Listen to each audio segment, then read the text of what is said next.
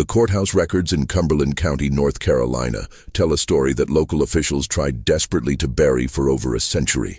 Between 1832 and 1839, 7 young women vanished without a trace from the same rural community, all sharing one disturbing connection: they had recently given birth. What authorities discovered in the spring of 1839 would shake the foundations of polite society and reveal a web of deception so elaborate that even today, historians debate whether the full truth ever came to light. The case of Mercy and Charity Goodwin would expose not just one man's twisted obsession, but an entire network of corruption that reached from the humblest farmhouse to the most prestigious families in the state. Before we continue with the story of the Goodwin sisters and the man who would destroy their lives, we need you to be part of our community of truth seekers. Subscribe to Liturgy of Fear and hit that notification bell so you never miss these forgotten tales of American darkness. And tell us in the comments, what state are you listening from? We love connecting with fellow mystery enthusiasts across the country. The spring of 1839 would prove that sometimes the most beautiful facades hide the most horrifying secrets, and that in the rural corners of North Carolina, justice moved slowly while evil flourished in plain sight. The rolling hills of Cumberland County had always been kind to those willing to work its red clay soil. By 1839, the region had grown prosperous from tobacco cultivation and the steady flow of merchants traveling between Fayetteville and the western settlements. It was a place where family names carried weight, where a man's word was his bond, and where young women of good breeding could expect to marry well if they possessed both beauty and virtue. Mercy and Charity Goodwin possessed both in abundance. At 22 years of age, the identical twins were renowned throughout the county for their striking appearance. Cascading auburn hair that caught the light like burnished copper, eyes the color of winter moss, and features so perfectly symmetrical that strangers often stopped mid-conversation simply to stare. Born to respected landowners who had built their fortune through careful investments in both property and reputation, the sisters had been raised with all the advantages their station could provide. But death has no regard for social standing. The yellow fever epidemic of 1837 had swept through the region like a scythe through wheat, claiming both parents within a week of each other. The family's debts, carefully hidden behind a veneer of prosperity, came due with shocking swiftness. The tobacco fields, the elegant house with its wide front porch and hand-carved railings, even their mother's jewelry. Everything was sold to satisfy creditors who showed no mercy for 2 grieving young women. By the winter of 1838, Mercy and Charity found themselves living in a cramped boarding house room above Hensley's General Store, surviving on the meager wages Charity earned, teaching the children of local farmers to read and write. Mercy, whose constitution had always been more delicate, struggled to find work that wouldn't compromise their remaining shred of respectability. The twins had learned a harsh lesson that many women of their era knew all too well. Beauty and breeding meant nothing without the protection of male guardianship and financial security. It was during this period of desperate uncertainty that Jeremiah Whitlow entered their lives like an answer to prayer. Whitlow was everything the sisters needed in a potential suitor: wealthy, established, and seemingly kind. At 38, he had never married, which he explained away with charming self-deprecation about being too particular and too devoted to building his commercial empire.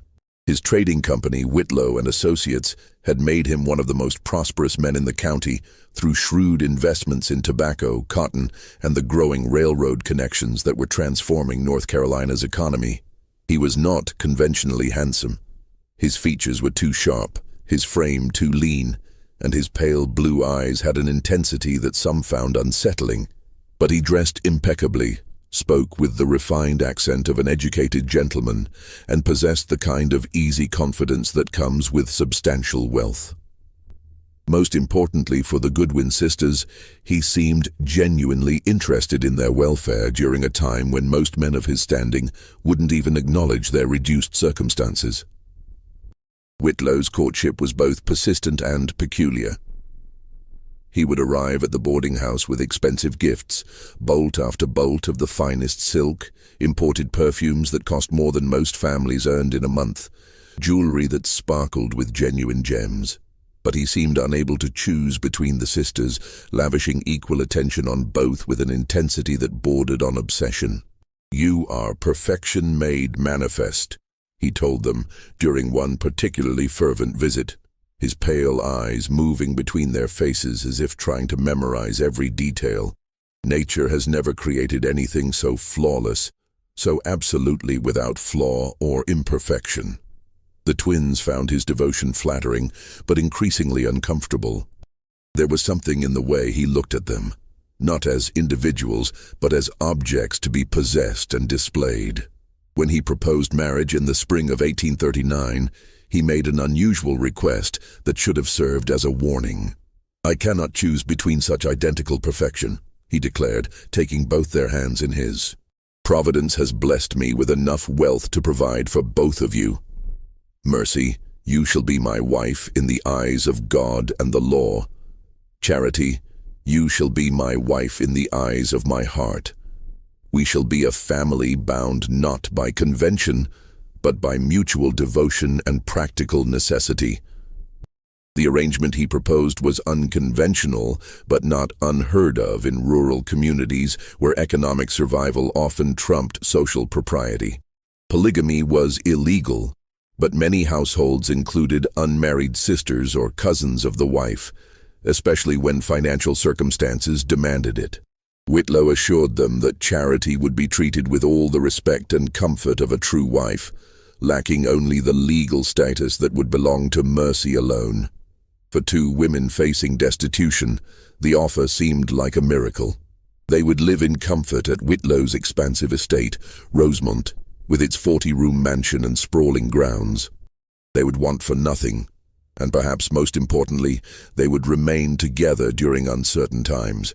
Neither sister noticed the collection of miniature portraits that adorned Whitlow's study, each depicting a beautiful young woman with the same general coloring and features. Neither questioned why a man of his wealth and standing had remained unmarried for so long. And neither understood that they had just agreed to enter a nightmare that had already claimed 7 other innocent lives. The wedding took place on a humid morning in June 1839, with only the local minister and 2 witnesses present. Whitlow had insisted on a simple ceremony, explaining that elaborate celebrations would only draw unwanted attention to their unconventional arrangement. The ceremony itself felt rushed and strangely impersonal, with Whitlow reciting his vows while staring at some point just beyond Mercy's shoulder, as if he were addressing someone who wasn't quite there. Rosemont proved to be even more magnificent than the sisters had imagined. Built in the federal style with soaring columns and intricate millwork, the mansion sat on a rise overlooking thousands of acres of productive farmland. The interior was furnished with pieces imported from Europe. Mahogany furniture that gleamed like dark mirrors, Persian carpets that felt like silk beneath their feet, and crystal chandeliers that cast rainbow fragments across walls covered in hand-painted silk wallpaper. But for all its grandeur, Rosemont felt oddly impersonal. The rooms were beautifully appointed but sterile, as if they were designed to be admired rather than lived in. There were no family portraits, no personal mementos, nothing that spoke of the man who supposedly called this place home. Even Whitlow's own bedroom was spartanly furnished, containing only the essentials and nothing that might reveal his personality or history. The household staff consisted of an elderly housekeeper named Mrs. Donovan, whose Irish accent was so thick the sisters often struggled to understand her, and 2 young maids who seemed perpetually nervous and rarely spoke above a whisper. There was also a groundskeeper named Samuel, who lived in a cottage near the stables and communicated primarily through nods and gestures. All of them had been with Whitlow for less than 2 years, having replaced previous staff who had, according to Mrs. Donovan, found employment elsewhere quite suddenly. The first months of marriage passed in a blur of luxury and growing unease. Whitlow was an attentive husband to both sisters, though his affections felt rehearsed, as if he were playing a role rather than expressing genuine emotion. He would spend hours simply watching them as they read or sewed, his pale eyes tracking their every movement with an intensity that made them feel like specimens under glass. "You must maintain your perfection," he would remind them constantly. "Perfect posture, perfect complexion, perfect deportment. Nothing must mar your flawless beauty." He hired a French governess, Madame Rousseau, to refine their manners and speech. Even though both sisters had received excellent educations, he brought in a seamstress from Charleston to create an entire wardrobe of the finest gowns, all in shades that complemented their coloring. He even insisted they follow a specific daily routine designed to preserve their beauty. Morning walks at precisely 8 o'clock, afternoon rest periods to prevent fatigue lines, evening baths in imported milk and honey. The restrictions seemed caring at first, even flattering, but gradually they began to feel like a cage decorated with silk and gold. By autumn, both sisters were pregnant. The news should have brought joy, but Whitlow's reaction was disturbing in its intensity. He became obsessed with every detail of their pregnancies, consulting constantly with Dr. Harrison Fletcher, a nervous man with thinning hair and hands that shook when he thought no one was watching. "The bloodline must be perfect," Whitlow told Dr. Fletcher during one particularly uncomfortable examination. "Any deviation, any imperfection cannot be tolerated." Dr. Fletcher would nod vigorously while adjusting his spectacles. "Of course, Mr. Whitlow, I understand completely. Everything will be managed appropriately." As their pregnancies progressed, the sisters began to notice disturbing details about their new home. Mercy discovered a locked room on the 3rd floor that Mrs. Donovan claimed was just storage, nothing to concern yourself with. Charity found gardening tools in the carriage house that were caked with what looked suspiciously like dried blood, though Samuel claimed they were used for slaughtering livestock, despite the fact that Rosemont kept no animals other than horses. More troubling still were the dreams that began to plague both sisters. Nightmares of crying babies that seemed to come from within the walls themselves, of women calling for help from somewhere deep beneath the house. They would wake gasping and reach for each other across the space between their beds, finding comfort in the knowledge that they were experiencing the same disturbing visions. "It's just our condition making us nervous," Mercy would whisper, though her voice lacked conviction. "Of course," Charity would agree, though she clutched her sister's hand like a lifeline. But the dreams weren't the worst part. The worst part was the growing certainty that they were being watched constantly, not just by Whitlow but by unseen eyes that seemed to peer at them from every shadow. The worst part was the realization that the magnificent rooms of Rosemont echoed strangely, as if there were spaces behind the walls where sound could travel freely.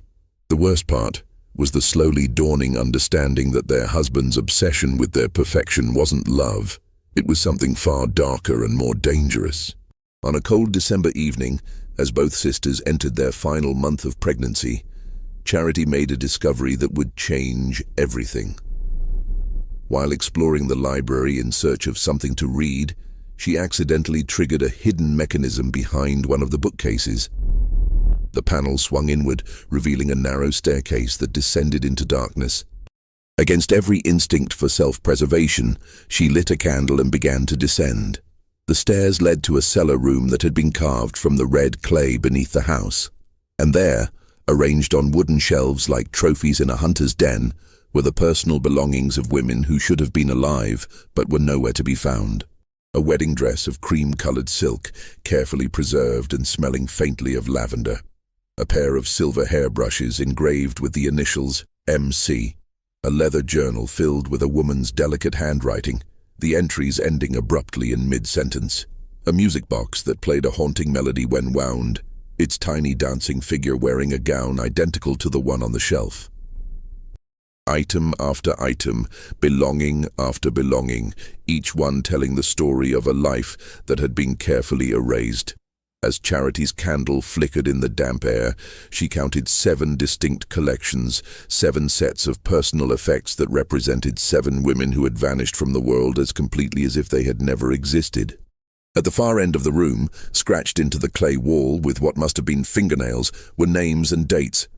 Margaret Crawford, 1832, Sarah Henley, 1833, Rebecca Patterson, 1834, Anna Louise Mackenzie, 1835, Catherine Vaughan, 1836, Eleanor Pierce, 1837, Helen Gardner, 1838, 7 names, 7 women. 7 wives who had shared Jeremiah Whitlow's bed and then disappeared after giving birth to his children. As the terrible truth settled over her like a shroud, Charity heard footsteps on the stairs above. Her husband's voice drifted down to her, calling her name with the same gentle tone he always used, as if he were summoning a beloved pet. "Charity, my perfect one, where have you wandered off to now?" The knowledge of what lay beneath Rosemont changed everything for the Goodwin sisters. Charity shared her horrifying discovery with Mercy that very night, speaking in whispers while they huddled together in Mercy's bedroom, their growing bellies making the conversation feel even more urgent and desperate. "We have to leave," Mercy whispered, her hands protectively cradling her unborn child. "Tonight, before he realizes what you've found." But escape proved impossible. The next morning, they discovered that their movements were being carefully monitored. Samuel, the groundskeeper, seemed to appear wherever they went, always maintaining a respectful distance, but never quite out of sight. Mrs. Donovan suddenly became insistent on helping them with the most basic tasks, claiming concern for their delicate condition. Even Dr. Fletcher began making daily visits, ostensibly to monitor their health, but clearly serving as another set of eyes watching their every move. Whitlow himself became even more attentive, if such a thing were possible. He would sit with them for hours, reading aloud from books of poetry, or discussing plans for the nursery, all while his pale eyes moved constantly between their faces with that same disturbing intensity. When they mentioned feeling confined and expressed a desire to visit friends in town, he gently but firmly explained that such activities were too dangerous in their condition. "My perfect ones," he would say, his voice carrying the slightest edge beneath its cultured tones. "You must understand that your safety and the safety of our children are my paramount concerns. The roads are treacherous in winter, and there are influences in town that might disturb your delicate constitutions. Here at Rosemont, I can ensure that nothing threatens your well-being or perfection." The sisters began to understand that they were prisoners in their gilded cage, but they also realized that any dramatic attempt at escape would likely result in their immediate disposal. Instead, they began to plan carefully, gathering information and looking for opportunities while maintaining the facade of devoted wives. Charity returned to the hidden cellar whenever possible, studying the belongings of Whitlow's previous victims and trying to piece together their stories. Margaret Crawford's journal proved particularly illuminating. The entries painted a picture disturbingly similar to their own experience. February 15th, 1832. Jeremiah continues to be the most devoted husband. Sometimes I feel his attention is almost too intense, as if he's studying me rather than simply enjoying my company. But perhaps I am being foolish. What woman wouldn't want such dedication? April 3rd, 1832. I am with child. Jeremiah's joy is beyond description, though he speaks constantly of the need for the baby to be perfect. He has engaged a physician from Raleigh who asks the most peculiar questions about my family's health history. June 20th, 1832. Dr. Stevens examined me again today. I overheard him speaking with Jeremiah about contingency plans and alternative arrangements. When I asked what they meant, Jeremiah assured me they were simply discussing preparations for a difficult birth. But why would that require such secrecy? August 10th, 1832. I have been having the strangest dreams about crying children and women calling for help. Jeremiah says it's common for women in my condition to have disturbing dreams, but these feel so real. Sometimes I wake feeling certain there are other people in the house, people I've never met. The entries ended there, in mid-August. If Margaret Crawford had given birth at full term, her child would have been born in October or November. But there was no record of what happened to either mother or baby. While Charity researched their predecessors' fates, Mercy began paying closer attention to the household dynamics. She noticed that Dr. Fletcher always arrived with a leather bag that seemed unusually heavy for simple medical equipment. She observed that Mrs. Donovan received frequent visitors, rough-looking men who arrived after dark and left before dawn. Most disturbing of all, she realized that Samuel wasn't just a groundskeeper. He was watching the roads, noting everyone who passed by, and reporting regularly to Whitlow about any strangers in the area. The sisters also began to understand the full scope of their isolation. Rosemont was situated on a vast tract of land with no near neighbors. The closest house was over 3 miles away, belonging to an elderly widow who rarely ventured out. The main road to Fayetteville passed nearly 2 miles from the mansion, making it impossible for casual travelers to notice anything unusual. Whitlow had chosen his location carefully, ensuring that whatever happened at Rosemont would remain hidden from the outside world.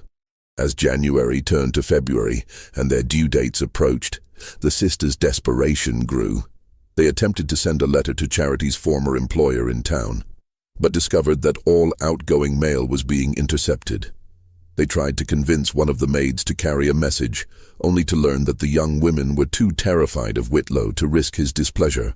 Even their attempts to gather supplies for a potential escape were thwarted when they discovered that their access to money, warm clothing, and transportation had been quietly but thoroughly restricted. It became clear that Whitlow's control over Rosemont was absolute.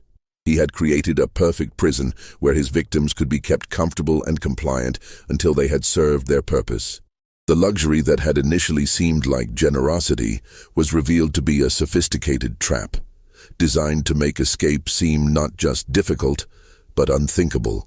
The breaking point came on a bitter February night when Mercy went into labor 3 weeks early. As her contractions intensified, she was moved to a specially prepared room that the sisters had never seen before, a sterile, whitewashed chamber in the mansion's east wing that looked more like a hospital than a bedroom. Dr. Fletcher arrived within an hour, accompanied by 2 assistants whose faces they didn't recognize and whose medical credentials were never mentioned. As Mercy's labor progressed through the night, Charity was banished to an adjacent room where she could hear her sister's cries, but could offer no comfort. Through the thin walls, she could also hear conversations between Dr. Fletcher and his assistants that filled her with mounting dread. The specimen appears to be developing normally, no obvious defects or abnormalities. And the mother's condition? Strong enough for the delivery, but we'll follow the usual protocol afterward. Mr. Whitlow has been very specific about the timeline. The arrangements for transport? All prepared. The contact in Wilmington is expecting delivery within the week. Charity pressed her ear to the wall, her heart racing as she began to understand what was being discussed. These men weren't just doctors. They were part of a carefully organized operation that treated both mothers and babies as commodities to be processed and distributed. Just before dawn, Mercy's cries suddenly stopped. Dr. Fletcher emerged from the birthing chamber, his face grim and his hands bloodied. He spoke briefly with Whitlow in hushed tones before approaching Charity with the devastating news. "I'm terribly sorry," he said, his eyes unable to meet hers. "The baby was stillborn, and your sister, the complications were too severe. She passed peacefully just a few minutes ago." But Charity had heard no baby's cries, and more importantly, she had heard Mercy calling her name just moments before the sudden silence. Her sister hadn't died peacefully, she had died calling for help that never came. As the shocking reality of her situation crashed over her, Charity understood that she was now completely alone with a man who had murdered her sister and stolen her child. And her own baby was due to be born within days. The game was no longer about escape. It was about survival. The days following Mercy's supposed death passed in a haze of grief and terror for Charity. Whitlow played the role of the bereaved widower with disturbing conviction, arranging a funeral service that drew sympathetic neighbors from across the county. The closed coffin was buried in the Rosemont family cemetery with full honors, complete with a granite headstone bearing Mercy's name and dates. But Charity knew the truth. Late at night, when the house was supposedly asleep, She could hear sounds from the cellar that no amount of grief could explain away. Muffled voices, footsteps, and most horrifying of all, the distant sound of an infant crying. Her sister's baby was alive, and quite possibly, so was Mercy herself. The realization that Whitlow was keeping his victims alive, at least temporarily, added new dimensions of horror to her situation. Death, it seemed, was not the immediate fate of his wives. Something far worse awaited them in the depths beneath Rosemont. Dr. Fletcher continued his daily visits, ostensibly to monitor Charity's health as she grieved and prepared for her own delivery. But his examinations had taken on a clinical detachment that made her skin crawl. He no longer spoke to her as a patient. He observed her like a livestock breeder evaluating breeding stock. "The subject is responding well to the stress," she overheard him telling Whitlow after one particularly invasive examination. "The pregnancy appears unaffected by the recent trauma. We should expect normal delivery within the week." "And the transport arrangements?" Whitlow inquired. "Confirmed. The contact in Charleston has expressed particular interest in this specimen due to the twin genetics. The buyer is offering a premium price." "Excellent. And the other matter?" "The facility in Wilmington is prepared for long-term housing. The previous subject has adapted well to the new environment, and the infant has been successfully placed with the family in Virginia." Charity felt her blood turn to ice as she processed what she was hearing. Mercy was alive, imprisoned somewhere called the facility in Wilmington, while her baby had been sold to strangers in Virginia. The entire operation was far more extensive than she had imagined, involving multiple locations and what sounded like a network of buyers and sellers trafficking in human beings. As her own labor approached, Charity made a desperate decision. If she couldn't escape before giving birth, she would have to find a way to expose Whitlow's crimes from within the system. But first, she needed proof that would convince the outside world. Over the next several nights, she began a dangerous campaign of espionage within her own home. Using her knowledge of the house's hidden passages, she explored areas that had previously been off-limits, gathering evidence of Whitlow's operation. In his study, she discovered a ledger book that recorded transactions in a simple but damning code. Specimen MC, delivered February 1832, subject Wilmington, product Richmond, payment $800. Specimen SH, delivered March 1833, subject Charleston, product Savannah, payment $950. Specimen RP, delivered January 1834, subject Norfolk, product Baltimore, payment $1,100. The pattern was clear and horrifying. Specimen referred to the mothers, who were delivered to various locations after giving birth. Product referred to the babies, who were sold to buyers in different cities. The payments increased over time, suggesting that Whitlow's operation was becoming more sophisticated and profitable. Even more damning was a collection of correspondence hidden behind a false back in his desk drawer. Letters from contacts in Charleston, Wilmington, Norfolk, and other coastal cities detailed the specific requirements of their clientele. Some buyers wanted children for adoption by wealthy families who couldn't have their own. Others sought young women for purposes that weren't explicitly stated, but could be easily inferred from the coded language. The most chilling discovery was a letter dated just 2 weeks earlier. "Jeremiah, the Charleston buyer has specifically requested twin stock if available. Premium payment of $2,000 for matched pair in good condition. The Richmond contact has expressed interest in the breeding potential of identical genetics. Advised timeline for next delivery. HM." The letter was signed with the initials HM and bore the letterhead of a company called Southern Maritime Trading based in Wilmington. Charity realized that Whitlow wasn't operating alone. He was part of a regional network that treated human beings as livestock to be bred, bought, and sold. As she photographed the documents with a small camera, she had found among the belongings in the cellar, apparently belonging to one of Whitlow's previous victims who had tried to gather similar evidence. Charity heard footsteps in the hallway outside the study.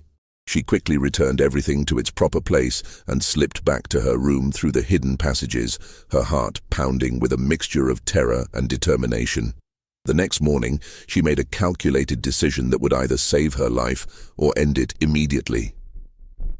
During Dr. Fletcher's daily visit, she confronted him directly about what she had learned. "I know what you're doing," she said quietly, fixing him with a steady gaze that made him visibly uncomfortable. "I know about the facility in Wilmington, I know about the buyers in Charleston and Virginia, and I know my sister is still alive." Dr. Fletcher's face went white, and his hands began their familiar trembling.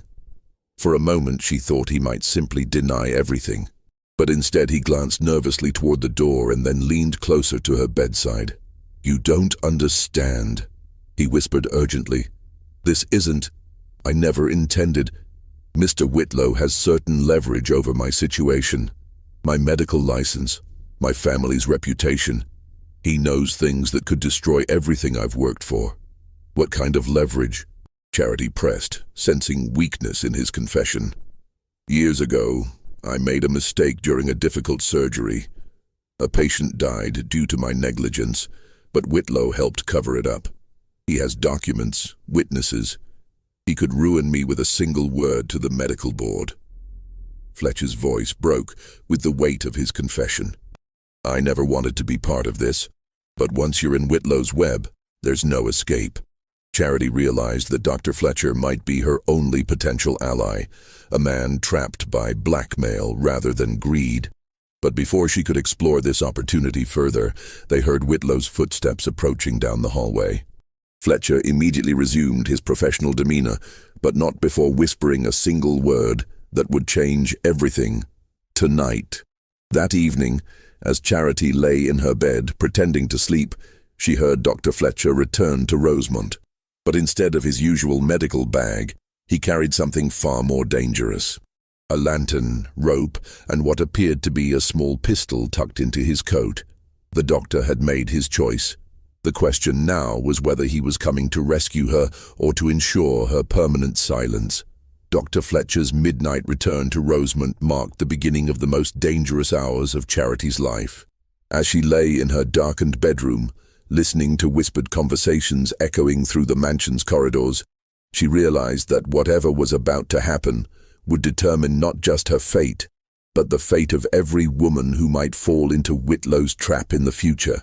The conversations grew closer, and she could make out distinct voices. Fletcher's nervous whispers, Whitlow's calm commands, and a third voice she didn't recognize, deeper, rougher, with an accent that suggested origins far from North Carolina's educated society. "The timeline has been moved up," she heard Whitlow saying. "We need to complete the transfer tonight before complications arise." "But the subject isn't due for another 4 days," Fletcher protested. Inducing labor prematurely could result in complications that would reduce the value of the product. "The product's value is secondary to operational security," the stranger's voice interjected. "We've received word that someone in Fayetteville has been asking questions about missing women. The longer we wait, the greater the risk of exposure." Charity's heart raced as she realized they were discussing her immediate fate. Someone in town had noticed the pattern of disappearances and was investigating. The network was preparing to eliminate the evidence, which meant accelerating her delivery and subsequent disposal. She heard footsteps approaching her room and quickly feigned sleep, controlling her breathing despite the panic coursing through her veins. The door opened slowly, and she could sense multiple figures entering. Through barely opened eyes, she could see Whitlow carrying a medical bag, Fletcher with his familiar trembling hands, and a third man she had never seen before. Tall, broad-shouldered, with the bearing of someone accustomed to violence.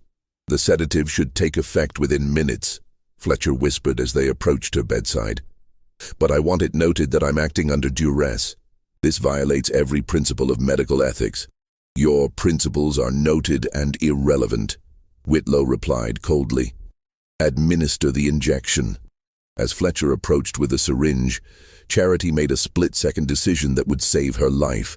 Instead of continuing to feign sleep, she suddenly sat up and spoke directly to the doctor in a voice loud enough to carry throughout the mansion. "Dr. Fletcher, I'm experiencing severe contractions. I think the baby is coming naturally right now." The unexpected development threw the three men into confusion.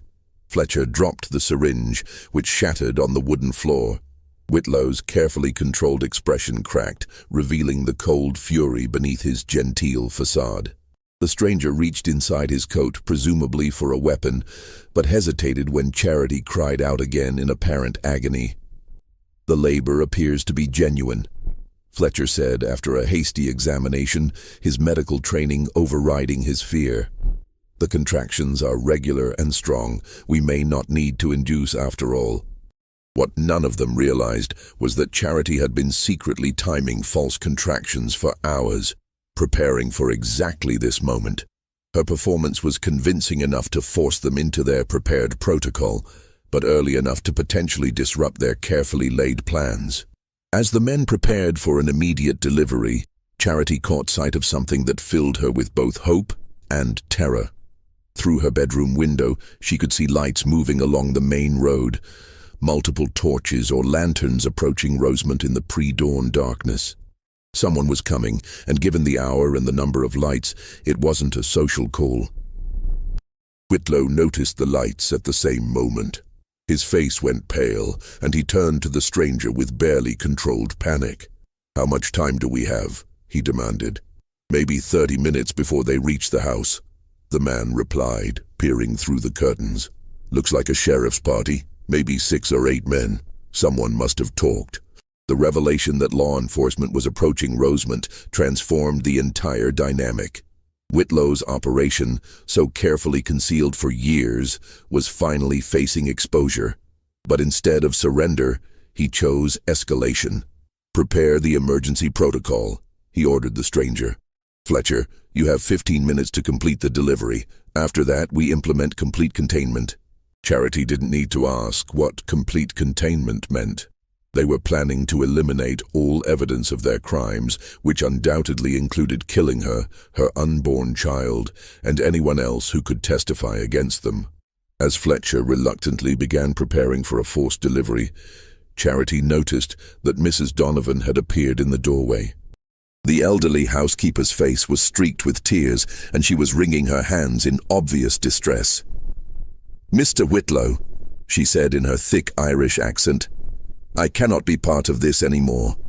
That girl is barely more than a child herself, and what you're planning, it's murder, plain and simple." "Your conscience is noted, Mrs. Donovan," Whitlow replied without looking at her. "But you'll continue following orders, or you'll join the subjects in Wilmington. The choice is yours." The threat against Mrs. Donovan revealed another layer of Whitlow's control. Even his household staff were prisoners, kept in line through fear and threats against their own safety. But it also suggested that the housekeeper might be an unexpected ally if Charity could find a way to communicate with her. As the approaching lights grew brighter and the sounds of horses became audible, the tension in the room reached a breaking point. Fletcher's hands were shaking so badly he could barely hold his instruments. The stranger was positioning himself near the window with his weapon drawn. Whitlow was pacing like a caged animal, his carefully cultivated refinement finally cracking under pressure. "Dr. Fletcher," Charity said, her voice carrying clearly in the tense silence. "Before you proceed, I think you should know that I've already documented everything. The ledger books, the correspondence, the names and dates in the cellar. I've recorded it all." It was a desperate bluff, but it had the intended effect. Fletcher stopped his preparations and stared at her in shock. Whitlow spun around, his pale eyes blazing with fury. "What did you say?" he demanded. "I said I've documented your entire operation," Charity repeated, meeting his gaze with defiant courage. "Every transaction, every victim, every contact in your network, and if anything happens to me, that information will be delivered to the authorities." The bluff was partially true. She had seen the documents and memorized key details, but she had no way to deliver information to anyone. However, the approaching lawman suggested that someone else had already gathered enough evidence to warrant an investigation.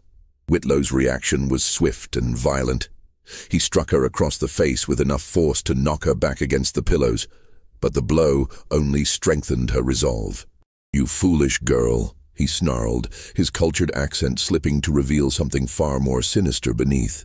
"Do you think your pathetic attempts at heroism will save you? I've been perfecting this operation for 8 years.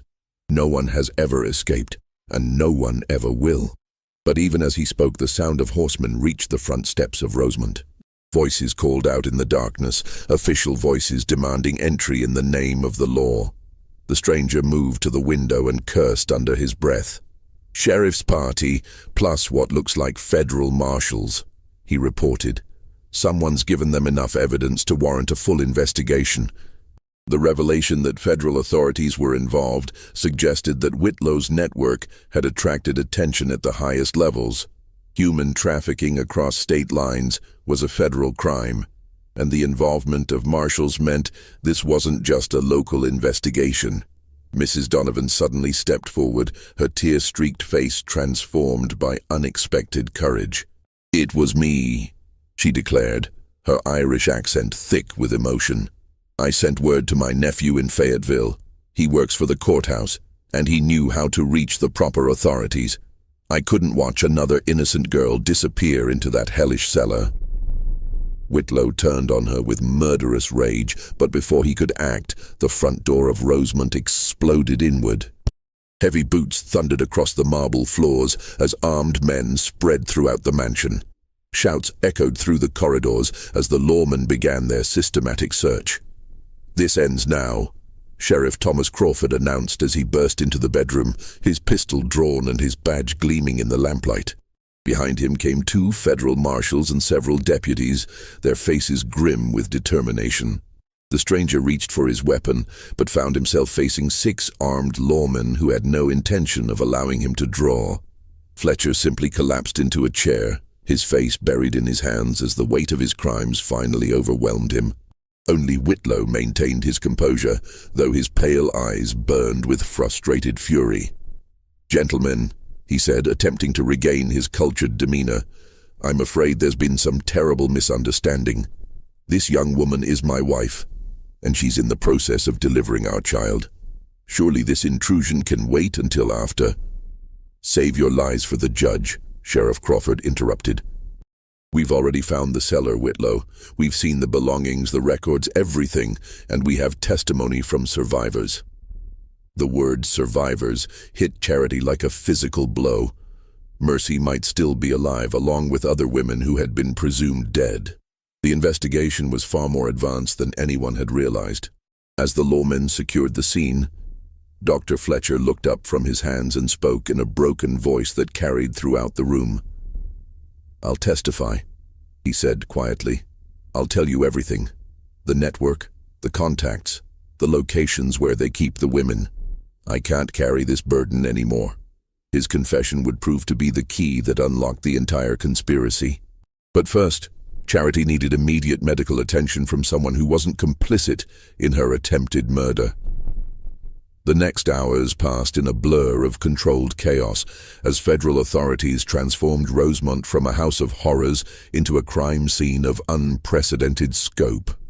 While a legitimate doctor from Fayetteville attended to Charity's genuine labor, which had progressed rapidly due to the stress of the evening's events, teams of investigators systematically documented every aspect of Whitlow's operation. The hidden cellar yielded evidence that exceeded even the most dire expectations.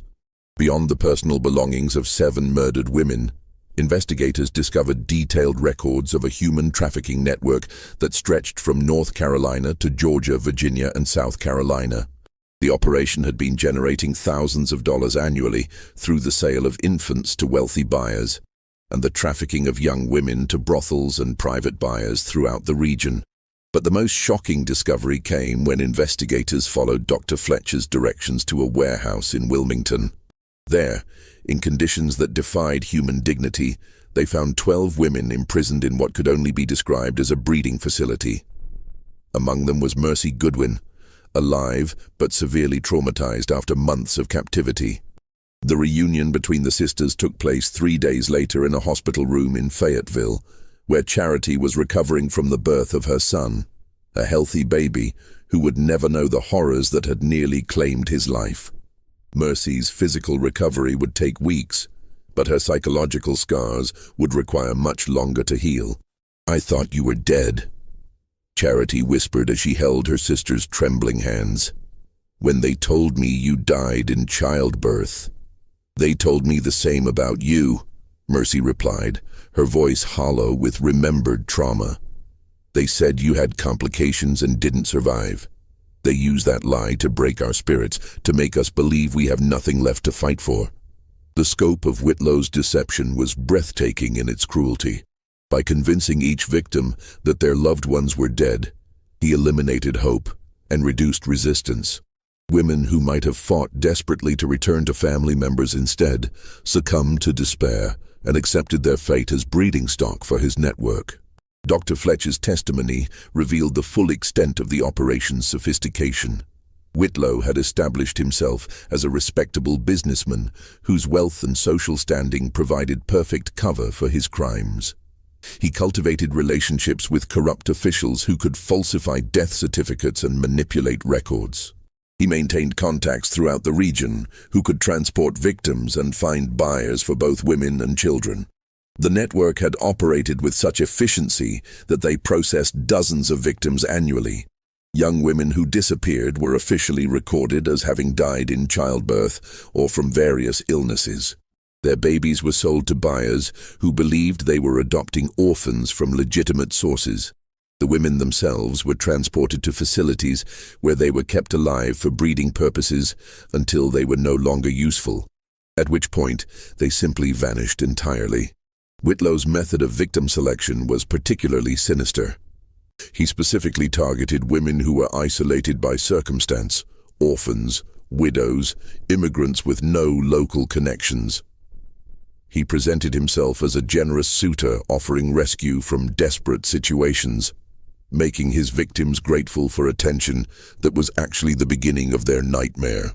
The trial that followed became one of the most sensational criminal cases in North Carolina's history.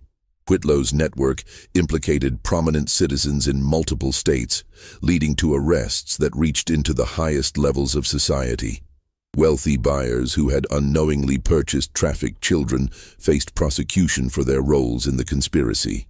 Corrupt officials who had falsified records were stripped of their positions and sentenced to prison.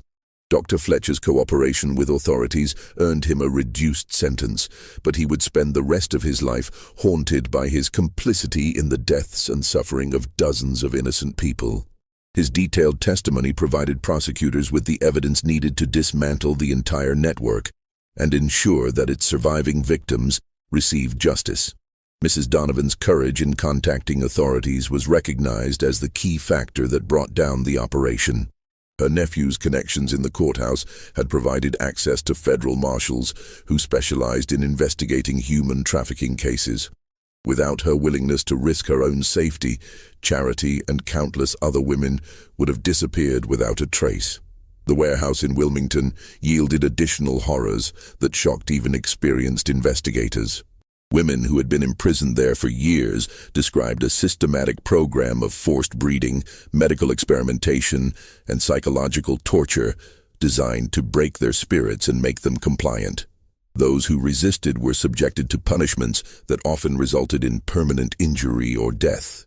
The facility also contained detailed records of buyers throughout the region, including prominent families who had purchased children and wealthy men who had bought women for private use. The network's client list read like a directory of Southern society, revealing that Whitlow's operation had penetrated the highest levels of respectability. As the investigation expanded, additional facilities were discovered in Charleston, Norfolk, and Savannah. The scope of the network was so extensive that federal authorities estimated it had trafficked hundreds of women and children over the course of nearly a decade.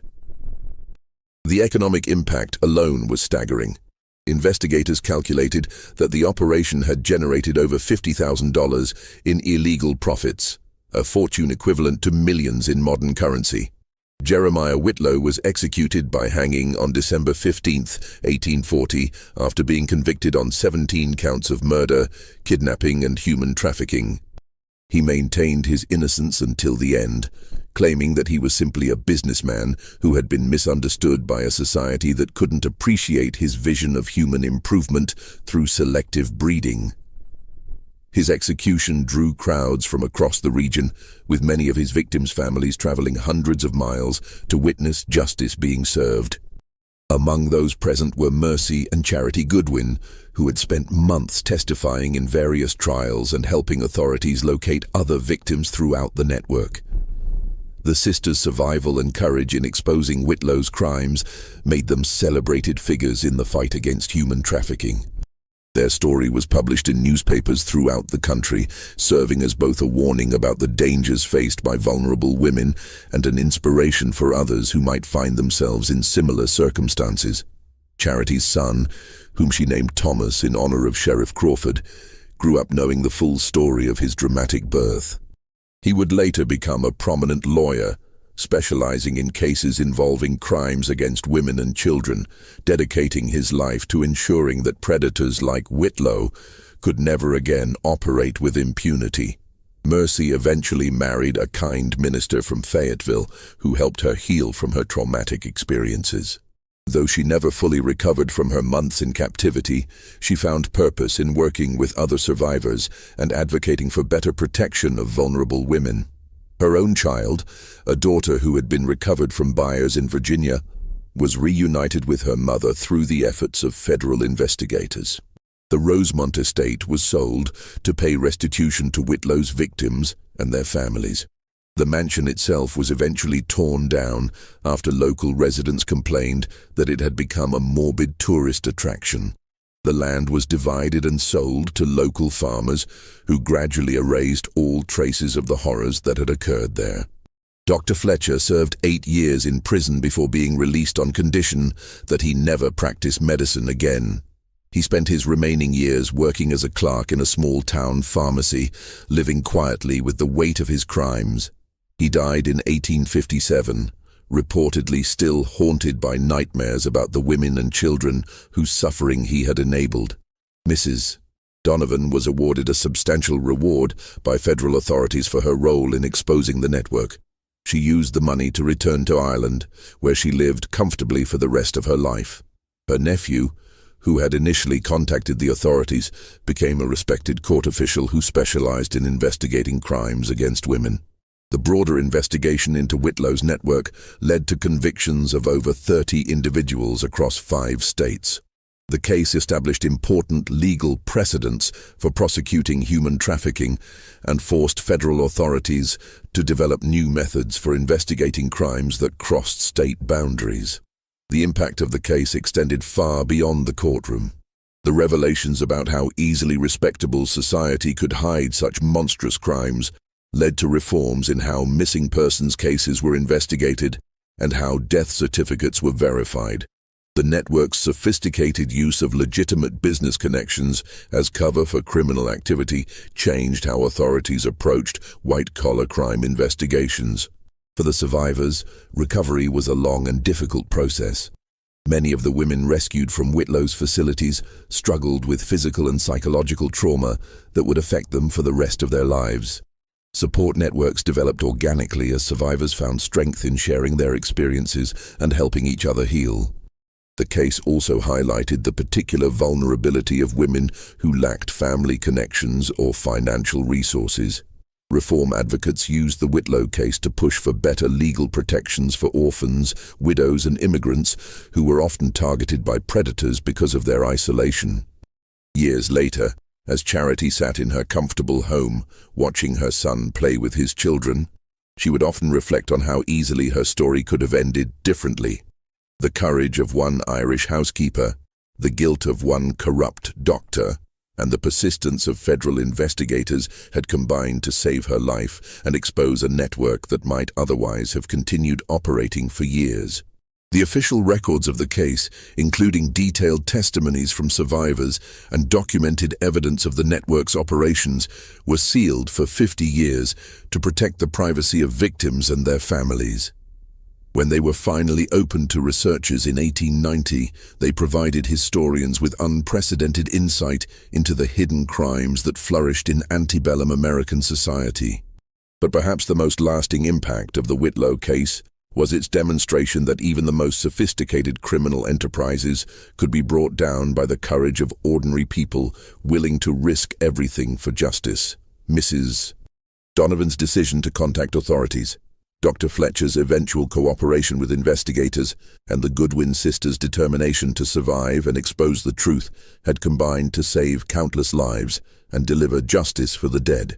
The story of Mercy and Charity Goodwin serves as a reminder that in the darkest corners of American history, human trafficking and exploitation flourished under the protection of wealth, respectability, and social isolation. But it also demonstrates that justice, though sometimes delayed, could still be achieved through the combined efforts of brave individuals willing to fight for what was right. What do you think of this story? Do you believe everything was revealed about Whitlow's network? Or might there have been other facilities and victims that were never discovered? Leave your comment below and share your thoughts about this dark chapter in American history. If you enjoyed this tale of survival and justice, subscribe to Liturgy of Fear, hit that notification bell, and share this video with someone who appreciates stories of courage in the face of unimaginable evil. The truth about our past, no matter how disturbing, deserves to be told and